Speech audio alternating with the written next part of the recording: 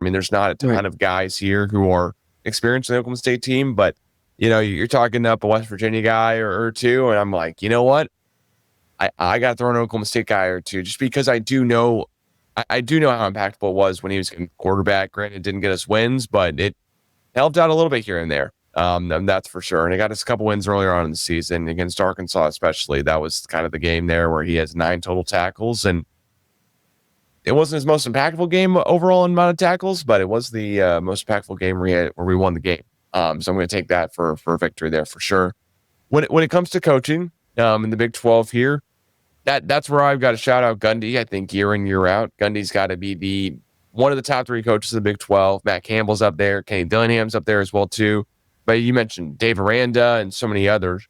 Who are your top 3 coaches in the Big 12?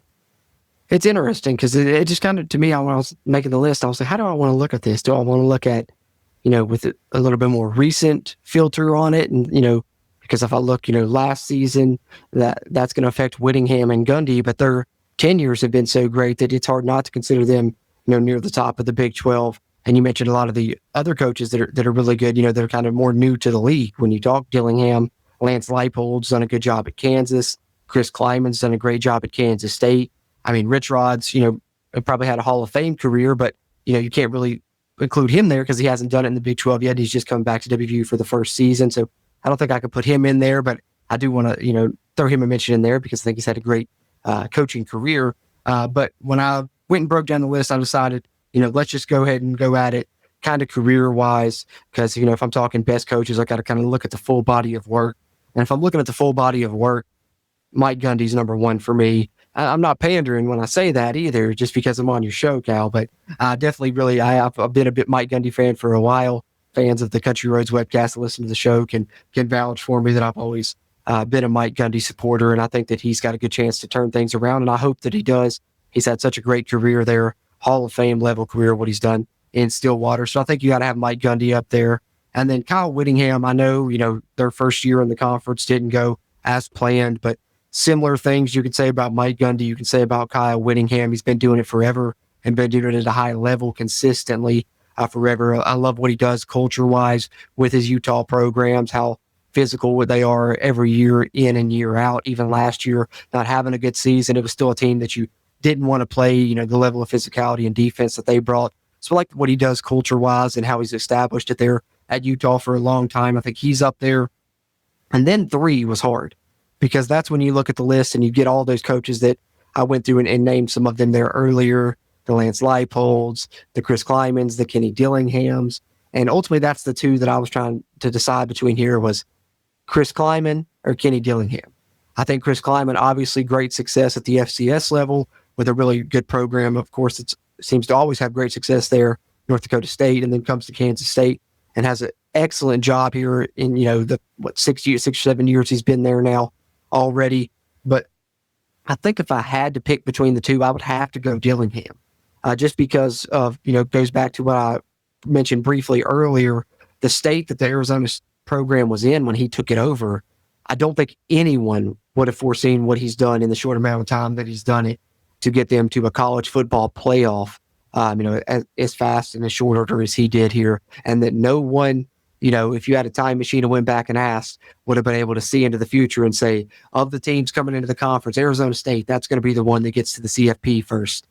So, that's just phenomenal job. You can't say enough about what he's done. So I think I'd go Dillingham. So if I had to narrow down to a top 3 right now, I'm still going Gundy, Whittingham, and Dillingham. Yeah, and Gundy we trust has got to be the 2025 motto for us. So that's always good to hear for sure. Just because, I mean, once you're a coach for 20 years with the program and you have your 19th year, you go 3-9, start to look around a little bit, see what else is out there, what else may be possible. But at the same point, there's 18 years before then that are pretty good. I mean, there's a 4-7 season, it's a losing season, and then there's all of a sudden a bunch of winning. And there's a lot of factors that go into that. There's a lot of different things that, coulda, woulda, shoulda some years for Gundy and also some years where it just happened and we didn't think it would. I mean, Mason Rudolph's first season at Oklahoma State, when he has 3 straight wins, including in Bedlam, where we have Bob Stoops punted again. And, you got the family all yelling so loud in the basement that we should turn the lights off in the whole house and it all flickers. I mean, there's there's certain memories that I will always be very thankful for Gundy being the head coach, because it's like, hey, you know what? When he's been at the helm, some great things have happened. Big 12 title appearances, Big 12 championship under the belt, but there's also been some times where, man, really wish we had that second Big 12 championship against Baylor in 2021, or, oh, really wish last year it just turned out any better than it did whatsoever. Yeah, I mean, there's teams where, how do you lose homecoming to Arizona State by basically 30, almost 40? But then again, weird things happen with Gundy, so you never know. But I'm glad to hear other Big 12 fans are giving him credit still after a 3-9 season. I mean, it's easy to give him credit when he's doing good, but it's harder to give him credit when he's not having a great season. So I'm glad to hear about that too. As we kind of wrap this one up here a little bit, what are your predictions for the Big 12? Who are those 3 top teams? Kind of ask you again here at the end of the podcast. They think might win it all, or maybe a dark horse you want to throw in as well to win the Big 12. Yeah, I think it's going to be fun to watch. I think it's going to be fun to watch to see how it unfolds. We've mentioned a lot of different teams as we've gone through here and mentioned, kind of our top players in the conference here. So I think that just shows you right there the kind of parity that is existing here in the Big 12 yet again this season. And I think that'll continue to be the case in today's day and age, probably with the transfer portal era, with the NIL era. And you're in a conference where, since Texas and Oklahoma left, a lot of the teams that are remaining in the conference are kind of on similar grounds when it comes to, what they'll spend, to bring players in and such. A lot of similar factors there, to where there's not necessarily, I think, going to be one dominant program that continues to win this thing year after year. It's going to be fun to see who wins it. Every other season we might be seeing a new champion, and that's what makes the Big 12 so fun. I think, you can talk about some of the other conferences being, really good, but I think top to bottom, the Big 12's right up there, just because you never know what's going to happen week to week. Anyone can beat anyone, and that's what makes a conference fun and entertaining to watch. So to me, for my money, I'm biased, of course, because I'm a fan of a team that's in the conference, but I think the Big 12 is the most entertaining to watch on Saturdays personally. But just wanted to get that out the way before I mentioned some of the top teams here. And I think Arizona State got a great chance yet again. Would not be surprised to see Kenny Dillingham have his guys back competing for a Big 12 championship. And Kansas State as well. Would not be surprised to see them in their explosive offense.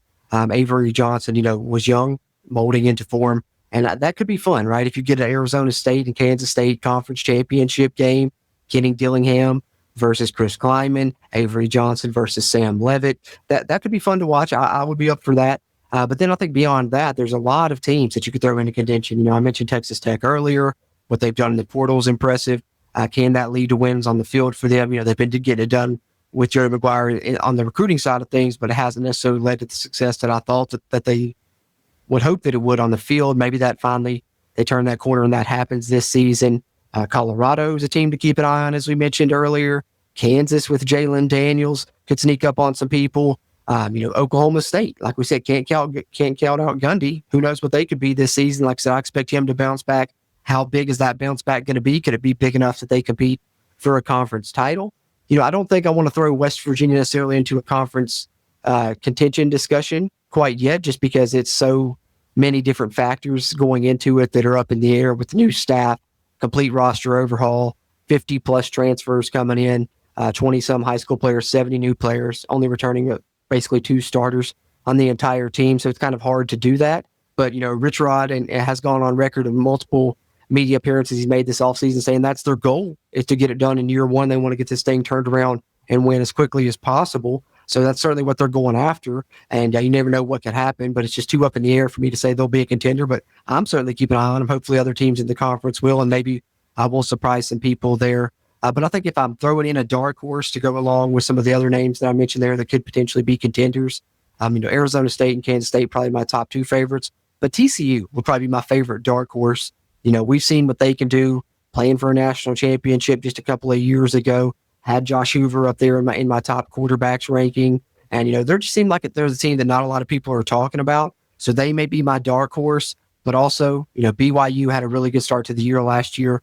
The other quarterback situation is up in the air, but they're going to have a good defense as well. So, you can name a ton of teams in this conference. That's what's fun about it. I think, to me, Arizona State and Kansas State are my top 2 personally that I think are going to be in contention. We'll see what happens once the season plays itself out, but a lot of fun potential dark horse names you can look out there as well. Yeah, Sonny Dykes and TCU, I think is a great one to throw in there, just because you got a guy who's been coaching for forever, and TCU knows how to win games. But if you've got one of the best quarterbacks in the Big 12,